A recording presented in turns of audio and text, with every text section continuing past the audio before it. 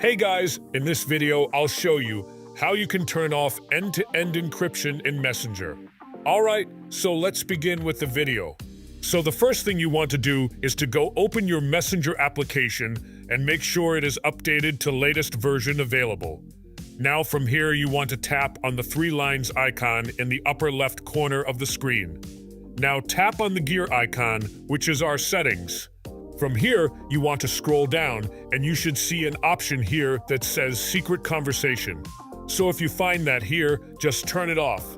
So if you can't find that here, what you want to do is to go back and manually search for the secret conversation. Once you find the secret conversation, you just want to press and hold it and simply delete this conversation.